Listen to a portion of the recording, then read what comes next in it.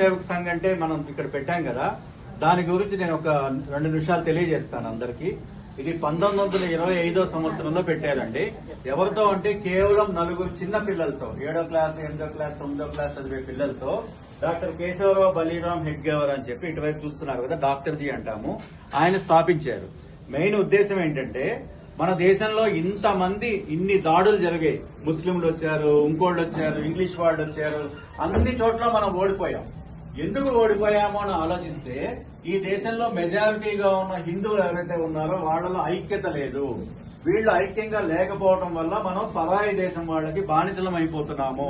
కాబట్టి హిందూ సంఘటన కావాలి అన్న ఉద్దేశంతో ఆయన ఒక ఆలోచన చేసి, పెద్ద పెద్ద వాళ్ళందరికీ చెప్తే నువ్వేమన్నా పిచ్చోడు అయ్యా, ఒక క్లాసులో 4 కప్పలను పెట్టచ్చు గానీ ఒక చోట 9 హిందువులను కలపగలమా? అసలు 9 హిందువులు ఎక్కడ కలుస్తారో తెలుసా?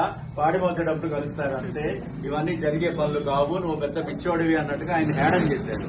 కానీ ఆయన చిన్న చిన్న పిల్లలతో మొదలుపెట్టి ఇప్పుడు 100 సంవత్సరాలకి దగ్గరలో కోట్ల మంది స్వయం సేవకులు అంటారు వాళ్ళని, అంటే కొన్ని వేల మంది ఇల్లు వదిలిపెట్టి ప్రచారకులుగా బయటకు వచ్చి కూడా సంఘ పని చేస్తూ ఉంటారు. కొన్ని కోట్ల మంది తయారయ్యారు. ఈరోజు మన దేశాన్ని పాలిస్తున్న ఇన్ని రాష్ట్రాల్లో దగ్గరలో 15 రాష్ట్రాలకి ముఖ్యమంత్రులు స్వయం సేవకులే. మన వాజ్పేయి గారు, మోడీ గారు, అద్వానీ గారు, వీళ్ళంతా ఈ శాఖలో ఇలా కూర్చొని ఆడుకొని పైకొచ్చిన వాళ్లే. అంటే ముఖ్య లక్ష్యం ఏంటంటే హిందూ సంఘటన. మన అఖండ భారత్, మన దేశంలో చాలా ప్రాంతాలు మనం కోల్పోయాం. పాకిస్తాన్ కోల్పోయాం, బంగ్లాదేశ్ ని కోల్పోయాం, అలాగే శ్రీలంకను కోల్పోయాం, బర్మాను కోల్పోయాం, ఆఫ్ఘనిస్తాన్ కోల్పోయాం. ఇవన్నీ కూడా కలిసిన భారతదేశం ఉండేది మనది. ఇవన్నీ కలిపి అఖండ భారత్ చేసుకోవాలి అన్నది ఒక ఉద్దేశము. అలాగే మన సనాతన ధర్మం, విశ్వ గురువుగా ఉండేవాళ్ళం మనం, విశ్వానికి మనం విద్య నేర్పించేవాళ్ళం. అలాంటిది దేశాన్ని ఆ స్థితికి మనం తీసుకెళ్లాలి. మళ్ళీ అలా చెయ్యాలి అంటే దేశంలో ఉన్న పౌరులు నిబద్ధతతో ఉండాలి, అన్ని తెలిసి ఉండాలి, నిజాయితీగా ఉండాలి, పరాక్రమంగా ఉండాలి అన్న దాని మీద ఇది మనుషుల్ని తయారు చేస్తుంది. ఇప్పుడు ఈ మనుషులు ఏం చేయాలి? సమాజంలోకి వెళ్లి సమాజాన్ని మార్చాలి. సమాజాన్ని తప్పుదోవ పట్టించకుండా సమాజంలో బాధ్యతగా ఉండే మనుషులు తయారు చేస్తూ దేశాన్ని బలంగా తయారు చేయాలన్న ఉద్దేశంతో 100 సంవత్సరాలుగా పనిచేస్తుంది. ఇప్పటికి 100 సంవత్సరాలు అయింది. కాబట్టి ఈ మాత్రం మనం ఉన్నాము అంటే, ఇంకా ఆర్ఎస్ఎస్ ఉంది కాబట్టి మన దేశంలో హిందువులం బతికున్నాం. ఇంకా లేదంటే పాకిస్తాన్ లో ఉన్న హిందువుల్లాగా, బంగ్లాదేశ్ లో ఉన్న హిందువుల్లాగా కుప్పలు నరిగి పాతిపెట్టి ఉండేవాళ్ళు. ఈ పాటికి సంఘము ఇంటర్నల్ గా దేశం లోపల మనకి కాపలా కాస్తున్న సైన్యం లాంటిది. వాళ్ళు బోర్డర్ దగ్గర సైన్యం ఎలా కాపలా కాస్తుందో, ధర్మాన్ని లోపల ఉండి కాపలా కాస్తున్న సైన్యం. అంటే ప్రతి ఇంటి నుంచి కూడా ఒక స్వయం సేవకు రావాలి.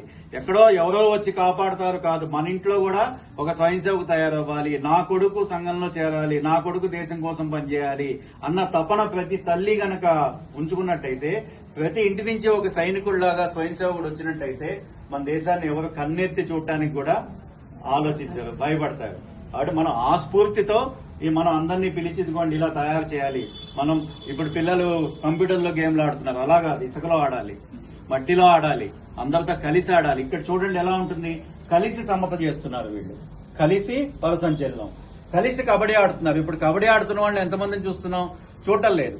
ఎందుకంటే వాళ్ళలో టీమ్ స్పిరిట్ ఉంటుంది. ఒక మనిషి బయట నుంచి వచ్చినప్పుడు మనం అందరం కలిసి అతను ఎలా పట్టుకోవాలి, మనం అటు వెళ్లినప్పుడు, కూతకు వెళ్లినప్పుడు ఎలా బయటికి రావాలి, ఒక యూనిటీ ఉంటుందన్నమాట.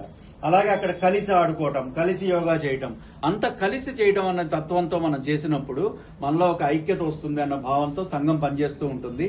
కాబట్టి మీ ఇంట్లో చాలా మంది ఇప్పుడు నాతో చెప్తుంటారు, మా అన్న స్వయం సేవకు, మా అన్న శాఖకి వెళ్లేవారు, మా మామయ్య గారు శాఖకి వెళ్లేవారు, అలాగే మా నాన్నగారు శాఖకి వెళ్లేవారు. ఇలా ఒక్కొక్కళ్ళకి ఒక్కొక్క అనుభవాలు చాలా మంది ఉన్నాయి. మా పిల్లలు శాఖకి వెళ్తున్నారు అన్నవాడు చేయొద్దండి ఒకసారి. అది మనకి ఎంత డేంజర్ చెప్పండి. వాళ్ళందరూ శాఖలకు వెళ్లారు కాబట్టి ఈ రోజు మనం ఒక 50 మంది కూర్చొని ఇక్కడ చేసుకుంటున్నాం. అటు మన పిల్లలు వెళ్ళలేకపోవటం అన్నది, మనం నెక్స్ట్ తరం వెళ్ళలేకపోవటం అన్నది మళ్ళీ అదొక ప్రమాదం. కాబట్టి మనం భావితరాలకు కూడా ఇవి తెలియచేయాలి, ఇలా ఉంటుంది అని తెలియచేయటమే మా ఈ ప్రదర్శన, ఏదైతే సంఘ శాఖ జరుగుతుందో ప్రదర్శన పెట్టడంలో ఉద్దేశం మాది. కాబట్టి ఇప్పుడు అందరూ కూడా మహిళలు, వృద్ధులు ఇలా తేడా లేదు, ప్రతి ఒక్కళ్ళు ధర్మం గురించి, దేశం గురించి పనిచేస్తూనే ఉండాలి. మనం మనం భజనలు చేసుకోవడం, పూజలు చేసుకోవడం ఇదంతా ఒకవైపు అయితే, మన భజనలు చేసుకోవడానికి, పూజలు చేసుకోవడానికి మనం సురక్షితంగా ఉండాలి అంటే మనకు ఒక రక్షణ కవచం ఉండాలి కదా. ఆ రక్షణ కవచం లేకుండా మనం ఎంత చేసుకున్నా కూడా రేపు ఎవరైనా వచ్చి దాడి చేస్తే మనల్ని కాపాడుకోలేని పరిస్థితిలో ఉండకూడదు. చక్కగా తలుపుల పక్కన రోకల వండలు పెట్టుకోండి, కాగ పొట్లాలు పెట్టుకోండి. భూకమ్ముడుగా మన ఇళ్ల మీద దాడులు జరిగినా జరగచ్చు. ముందు ఒక 1000 మంది ముస్లింలు గనక వచ్చి మన ఇళ్ల మీదకి దాడి చేసి నిలబడగల శక్తి ఏ కుటుంబానికి ఉంది చెప్పండి? నలంద యూనివర్సిటీ తెలుసా మీకు? నలంద యూనివర్సిటీలో 10,000 మంది పిల్లలు చదువుకుంటున్నారు. 10,000 మంది పిల్లలు. వాళ్ళకి చదువు చెప్పడానికి ఒక 500 మంది ఉపాధ్యాయులు. 10,500. వాడు వచ్చిన వాడు ఎంతమందో తెలుసండి? 20 మందితో వచ్చాడు. ఒకడు గుర్రాలు వేసుకుని 20 మందితో వచ్చాడు. వీళ్ళందరూ అమ్మ వాడు రాగానే ఎవరు గదుల్లో వెళ్ళిపోయి తలుపులు వేసేసుకున్నారు. వాడేం చేశాడు? ఒక్కొక్క తలుపు బద్దలు కొట్టను, దాంట్లో ఉన్న 10 మందిని 20 మందిని నరికేయను. ఈ గదిలో ఉన్నవాడు అమ్మ ఇంకా నా దాకా రాలేదు కదా అని కూర్చోవడం తప్ప, అందరూ 10,500 మంది ఒకేసారి వచ్చి గనక మహాత్మా గాంధీ కూడా అన్నారు, ఒక్కొక్కడు ఒక పుస్తకం విసిరేస్తే చాలు ఆ పుస్తకాల్లో సమాధి అయిపోయేవాళ్ళు వాళ్ళు అని. కానీ చేయలేదు ఆ పని. ఎవరికి వాళ్ళు పిరిగ్గా గదుల్లోకి వెళ్ళిపోయి దాక్కున్నారు. వాళ్ళు ఒక్కొక్క గది తలుపులు బద్దలు కొట్టుకుంటూ వచ్చి మొత్తం 10,500 మందిని చంపేసి నలంద యూనివర్సిటీని తగలెట్టేస్తే కొన్ని ఏళ్లు తగలబడింది. అది అంటే అన్ని లక్షల పుస్తకాలు ఉన్నాయి అక్కడ. అదంతా మన జ్ఞానం, మన విజ్ఞానం, మన దేశ సంపద తగలబడిపోయింది. అలాగే మనకు ఆ 10,000 మంది బయటికి ఒకేసారి రావడం అన్న తత్వం మనలో పోయింది. మన సందుల మీదలో మన ఇళ్ల మీదకి కూడా వచ్చినా కూడా మన ఇళ్లలో మనం కూర్చుంటే మనం కాపాడుకోలేము.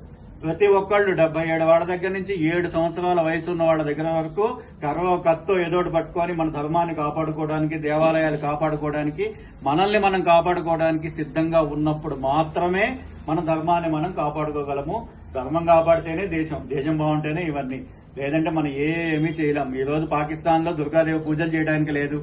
బంగ్లాదేశ్ లో సంక్రాంతి చేసుకోవద్దు అని చెప్పి పెద్ద ఊరేగింపులు జరుగుతున్నాయి. కొన్ని చోట్ల ఇదే పరిస్థితి మనకు కూడా రావచ్చు. మనం గనక బలహీనం అయిపోతే. కాబట్టి మనం ఎక్కువ మంది ఉన్నాం కాబట్టి ఏదో నడిపిస్తున్నాం. మన సంఖ్య తగ్గిపోతే ఆఫ్ఘనిస్తాన్ ఒకప్పుడు హిందువులే ఉండేవాళ్ళం, ఇరాన్ హిందువులే ఉండేవాళ్ళు, నేపాల్ హిందువులే ఉండేవాళ్ళు. అలాగే అన్ని దేశాల్లో హిందువులే. ఈ రోజు హిందువులు తగ్గిపోతే ఆ దేశం, ఆ ముక్క దేశం నుంచి విడిపోతుంది. హిందువులు తగ్గిపోతే దేశం విడిపోతుంది. కాబట్టి మనం ఎక్కువగా సంఖ్యలో ఉన్నప్పుడు మాత్రమే. కాబట్టి మీ పిల్లలకి చెప్పండి, 4 పిల్లల్ని కనమని చెప్పండి. ఓకే, హిందువుల సంఖ్య పెంచాలని చెప్పండి. కాబట్టి ఇవన్నీ కూడా దేశాన్ని కాపాడుకోవడానికి చాలా అవసరమైన విషయాలు. సంఘం గురించి తెలియజెప్పడానికి నేను చెప్పిన దాంట్లో ఒక చిన్న భాగమే చెప్పాను. నేను సంఘం గురించి తెలుసుకోవాలి అంటే అది మహాసముద్రం. వాడి 100 సంవత్సరాలు చేసిన సేవ గాని, త్యాగం గాని అది మనం వెలకట్టలేనిది. దాన్ని తెలుసుకునే ప్రయత్నం కూడా చేసి కొంత మనం ఆచరించే ప్రయత్నం కూడా చేద్దాం. జై శ్రీరామ్.